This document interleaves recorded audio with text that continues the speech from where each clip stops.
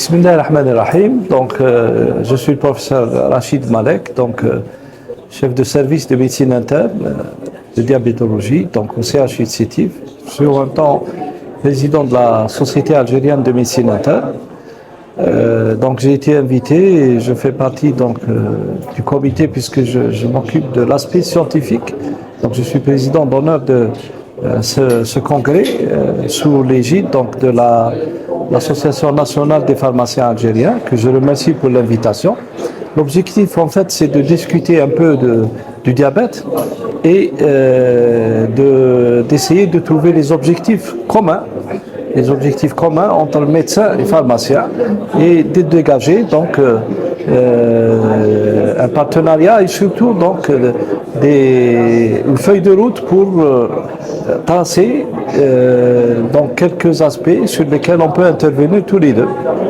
Donc on a parlé ce matin essentiellement de l'actualité du diabète dans le monde et en Algérie, et on a donc survolé un peu ce qui se passe. Et ce qui est ressorti en gros, c'est premièrement une épidémiologie galopante, c'est-à-dire des chiffres qui sont en train de monter à toute vitesse. On est actuellement à 531 millions dans le monde et ce chiffre passe à 700 millions à peu près d'ici 2045.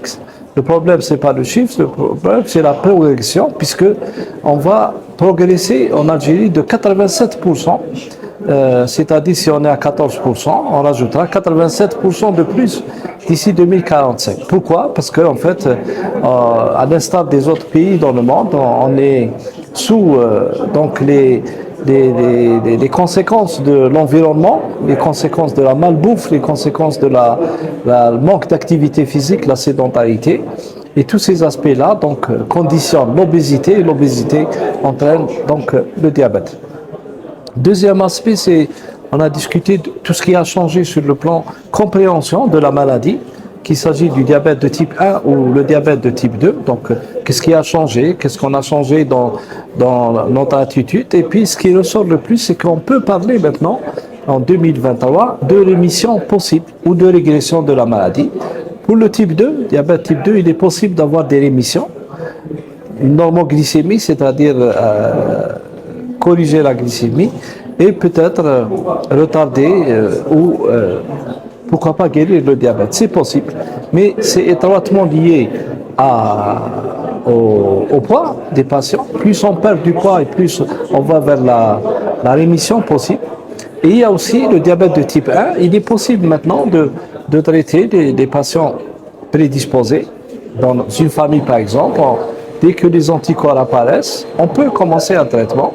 Dans le monde actuellement, mais on n'a pas encore ce traitement en Algérie et on peut retarder la survenue du diabète de 2 ans, peut-être plus dans l'avenir. Et puis à l'avenir, c'est compte tenu qu'on parle beaucoup de virus, peut-être qu'il y a des voies sur la vaccination et peut-être la vaccination pourra protéger les gens contre le diabète de type 1. On a terminé par les technologies, c'est-à-dire qu'est-ce qu'a besoin un patient qui vit avec le diabète maintenant? Il a besoin de se surveiller et pour se surveiller, il a besoin de la technologie.